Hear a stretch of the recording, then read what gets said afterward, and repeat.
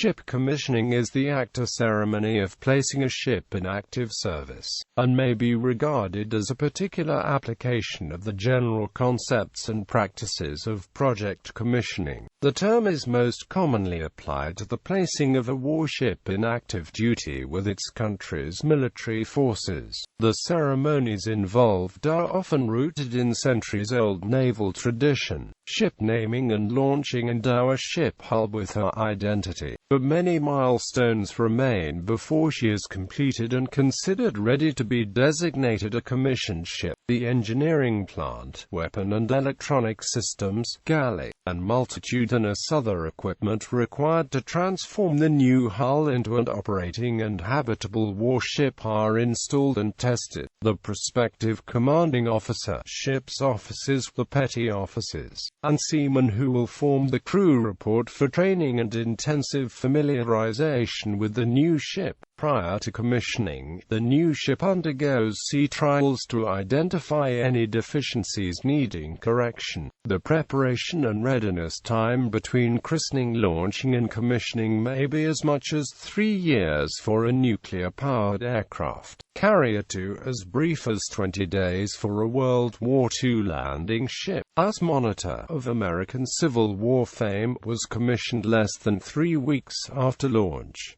Commissioning a ship. Sea trials regardless of the type of ship in question. A vessel's journey towards commissioning in its nation's navy begins with process known as sea trials. Sea trials usually take place some years after a vessel was laid down, and mark the interim step between the completion of a ship's construction and its official acceptance for service with its nation's navy. Sea trials begin when the ship in question is floated out of its dry dock, at which time the initial crew for a ship will assume command of the vessel in question. The ship is then sailed in literal waters for the purpose of testing the design, equipment, and other ship-specific systems to ensure that they work properly and can handle the equipment that they will be using in the coming years. Tests done during this phase can include launching missiles from missile magazines, firing the ship's gun, conducting basic flight tests with rotary and fixed-wing aircraft that will be assigned to the ship in the future, and various tests of the electronic and propulsion equipment. Often during this phase of testing, problems arise relating to the state of the equipment on the ship in question, which can result in the ship returning to the builder's shipyard to address the concerns in question. In addition to problems with a ship's arms, armament, and equipment, the sea trial phase a ship undergoes prior to commissioning can also identify issues with the ship's design that may need to be addressed before it can be accepted into service with its nation's navy. During her sea trials in 1999, French naval officials determined that the French aircraft carrier Charles de Gaulle was too short to safely operate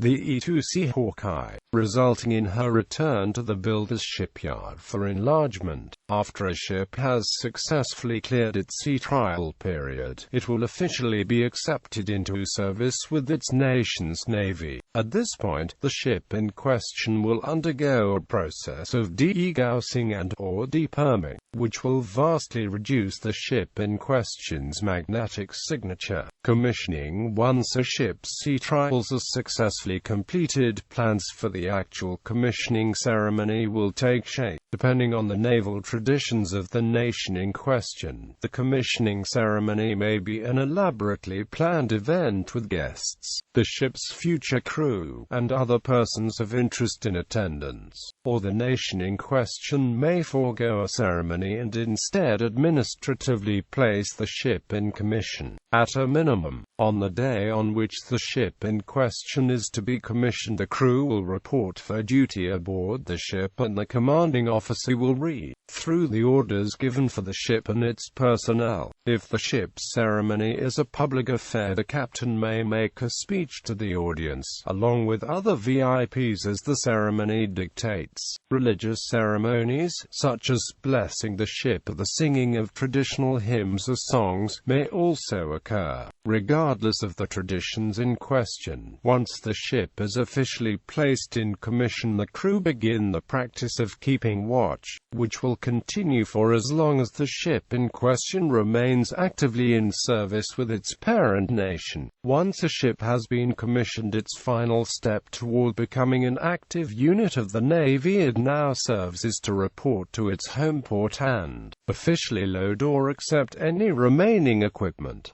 Ship decommissioning. To decommission a ship is to terminate its career in service in the armed forces of a nation. Unlike wartime ship losses, in which a vessel lost to enemy action is said to be struck, decommissioning confers that the ship has reached the end of its usable life and is being retired from a given country's navy. Depending on the naval traditions of the country in question, a ceremony commemorating the decommissioning of the ship in question may take place, or the vessel may be removed administratively with little to no fanfare. The term paid off is alternatively used in British Commonwealth contexts, originating in the Age of Sail practice of ending an officer's commission and paying crew wages once the ship completed its voyage. Ship decommissioning usually occurs some years after the ship was commissioned and is intended to serve as a means by which a vessel that has become too old or too obsolete can be retired with honor from the operating country's armed force. Decommissioning of the vessel may also occur due to treaty agreements for safety reasons, depending on the type of ship being decommissioned. In a limited number of cases, a ship may be decommissioned if the vessel in question is judged to be damaged beyond economical repair, as was the case with US Liberty, US Halibut, and more recently with the Costa Concordia. In very rare or extraordinary cases, a navy or its associated country may recommission or leave a ship that is old or obsolete in commission with the regular force rather than decommissioning the vessel in question due to the historical significance or public sentiment for the ship in question, as has been the case with the ships US Constitution and HMS Victory. Vessels preserved in this manner typically do not relinquish the names to other, more modern ships that may be in the design, planning, or construction phase of the parent nation's navy. Prior to its formal decommissioning, the ship in question will begin the process of decommissioning by going through a preliminary step called inactivation or deactivation. During this phase, a ship will report to a naval facility owned by the country in question so as to permit the ship's crew to offload, remove, and dismantle the ship's weapons, ammunition, electronics,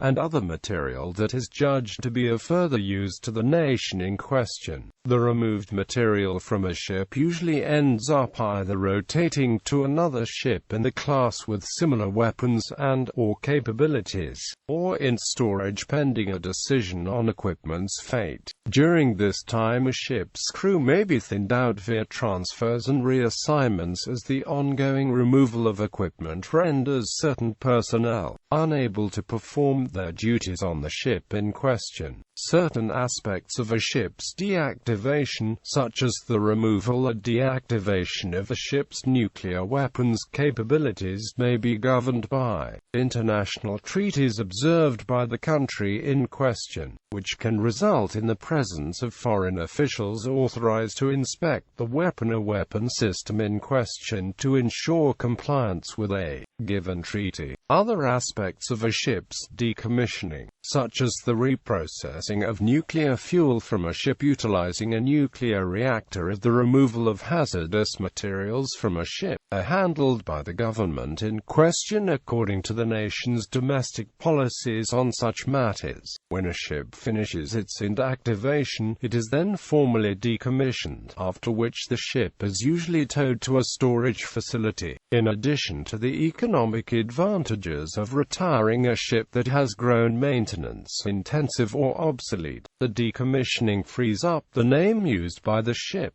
allowing vessels currently in the planning or building stages to inherit the name of the warship in question. Often, but not always, ships that are decommissioned end up spending the next few years in a reserve fleet before their ultimate fate is decided. Commissioning and decommissioning practices by nation.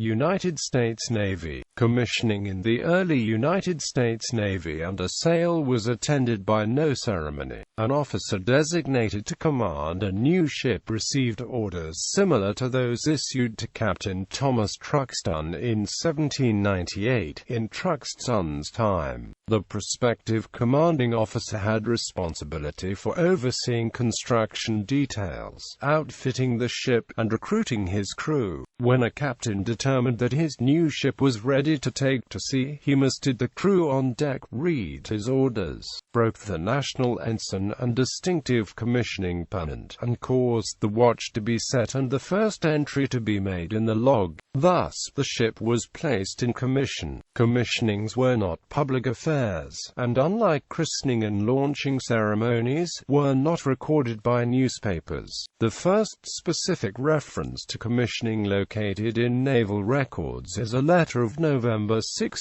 1863, from Secretary of the Navy Gideon Wells to all Navy yards and stations.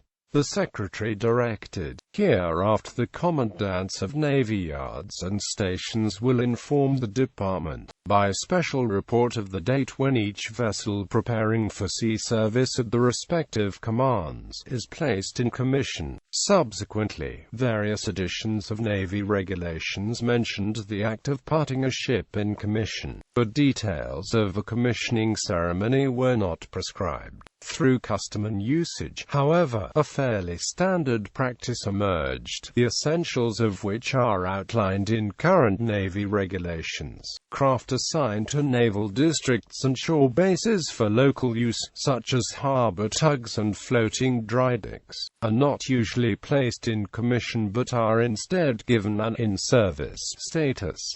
They fly the national ensign, but not commissioning pennant. In modern times, officers and crew members of a new warship are assembled on the quarterdeck or other suitable area. Formal transfer of the ship to the prospective commanding officer is done by the Chief of Naval Operations or his representative. The national anthem is played, the transferring officer reads the commissioning directive, the ensign is hoisted, and the commissioning pennant broken.